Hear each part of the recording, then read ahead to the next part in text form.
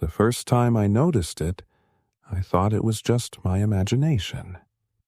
It was a warm afternoon, the kind of coastal sunshine that feels too perfect to question. I'd moved to Seabridge 2 weeks earlier, a quiet little town right by the ocean. Every day felt the same. Sunlight, gulls, and that constant salty wind.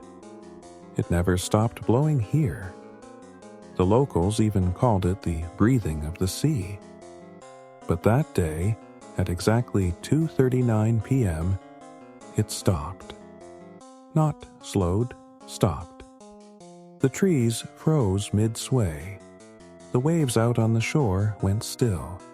Even the sound of traffic faded, like someone hit mute on the world.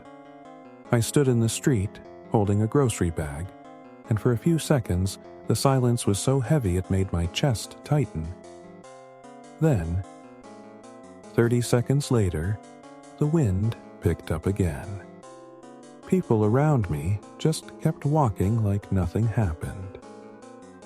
Later that night, I mentioned it to my neighbor, an older man named Harris who lived across the street. He went pale. "You felt it stop?" he asked quietly. "Yeah," I said, laughing it off.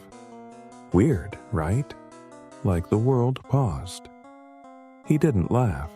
"Next time it happens," he said, "don't breathe." I thought he was joking. I even smiled. But his eyes didn't. They looked hollow. "I mean it, kid," he said again. "When the wind dies, hold your breath until it comes back. Don't ask why. Just do it." I didn't sleep that night. His words repeated in my head like a warning I didn't understand. The next afternoon, I watched the clock, 2:38. The air felt normal, the waves outside my window moving in rhythm with the wind. Then silence. Instant. Everything froze. The curtains went still. The hum of my fridge cut out. Even the gulls hanging over the shore stopped mid-flight, not moving, not falling, just suspended in air. My body reacted before my mind did.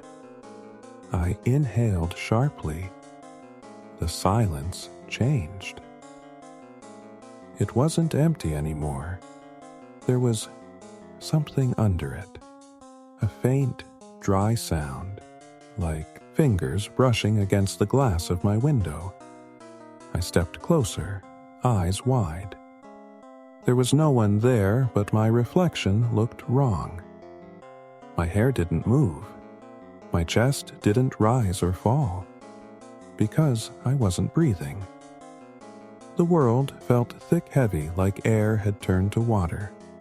I tried to step back, but my reflection stayed in place. It stared at me. And then, slowly, it smiled. The moment the wind returned, I gasped for air so fast it hurt. The curtains fluttered, the fridge buzzed again, and the waves moved like nothing had happened. I ran outside. People were walking, talking, completely normal. But Harris was standing in his driveway, staring straight at me. He didn't wave. He didn't smile. He just shook his head and mouthed the same 3 words. "Don't breathe." Again. That night, I couldn't shake the feeling that the air itself had eyes. Every gust through my window sounded like a whisper I wasn't supposed to hear. I sat awake until sunrise, listening to the rhythm of the wind as if it were alive, breathing in and out, watching me from outside my walls. At 10 a.m., I walked across the street to see Harris. His curtains were drawn, and a hand-painted sign on his porch said, "Keep windows closed afternoon hours." I knocked anyway. He opened the door halfway, his face pale and damp with sweat. "You felt it again, didn't you?" "Yes," I said. And I didn't hold my breath. He sighed, stepping back. "Then it's already marked you." Inside his house, everything was covered. Mirrors, windows, even picture frames, like he was hiding from the light. He poured me coffee with trembling hands. When the wind stops, he said, the world isn't pausing. Something's passing through. Something. He nodded slowly. We call it the still air. Old folks used to say it's the moment between this world and the next. Most people never notice it, but if you do and you breathe, it notices you back. I tried to laugh, but my voice cracked. You expect me to believe that? He stared at me for a long time. You saw it, didn't you? The reflection. I froze. He knew. I saw mine once too, he whispered. 30 years ago when I was your age. I didn't hold my breath either. I thought I'd imagined it until the next day when I found my own face staring at me from the tide pool near the pier. Smiling. But it wasn't me anymore. I didn't know what to say. He leaned closer. If it happens again, whatever you do, don't inhale. Because once you do, it fills your lungs, and it stays there. I left his house shaken, his warning echoing in my head. At 2:30 p.m., I sat by my window determined to see it again to prove it was just some freak atmospheric glitch. The waves glittered under a pale BL sky. Everything felt too still, like the calm before thunder. Then it happened. The curtains froze. The ocean went quiet. 2:39 exactly. The silence was deeper this time, like the air had been vacuumed out of the world. I held my breath. But then, something brushed my arm. It was colder than anything I'd ever felt. I turned. My reflection in the glass wasn't matching me again. It was breathing, heavily. I pressed my hand against the window. The reflection pressed back, but its fingers didn't line up with mine. The shape of its hand looked swollen, stretched, wrong. I couldn't help it. I gasped. Instantly, the air poured into my lungs, but it didn't feel like air. It felt thick, like fog rushing inside me. My chest tightened. My vision blurred, and everything around me shimmered like sunlight bending through water. Then I heard it. A faint voice inside the silence. Now you'll breathe when I do. The wind rushed back in with a violent roar. The curtains flew open. The waves crashed again. I fell to my knees, coughing, but when I looked up, my reflection was gone. Just gone. And in the glass, where my face should have been, there was fog. From the inside, for the next 3 days I didn't sleep. Every time I blinked, I saw that fog, the faint blur where my reflection should have been. I covered the windows, unplugged the fan, even taped the vents shut. But no matter what I did, I could still hear it breathing. It wasn't loud, just faint, steady.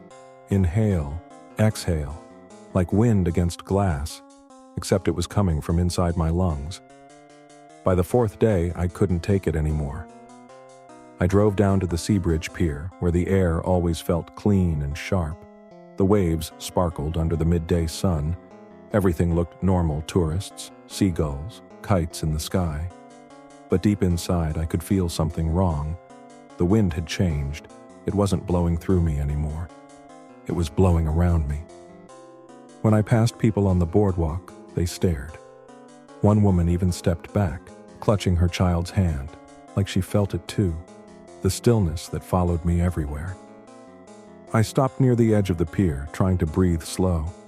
That's when I saw Harris standing at the far end, looking out at the horizon. I called out to him. He didn't turn. When I got closer, I noticed his hair wasn't moving. The wind whipped around me, tugging my jacket, but not a single strand of his gray hair shifted. "Harris," I said softly. He turned. His eyes were glassy, his skin pale like frost, and when he spoke, I realized his mouth wasn't moving. The words came through the air itself. "You breathed," he said. My heart dropped. What's happening to me? He stepped closer. His voice carried on the soft wind. It doesn't just pass through once a day. It lives inside the ones who inhale. You let it in. And now, it's learning how to use your breath. Before I could respond, the air changed again. 39 p.m., everything froze. The ocean stopped. The flags on the boardwalk hung dead still. Even the sound of waves vanished. The silence pressed down so heavy it Harris didn't move, but his shadow did. It lifted, separating from his feet, stretching toward me across the boards.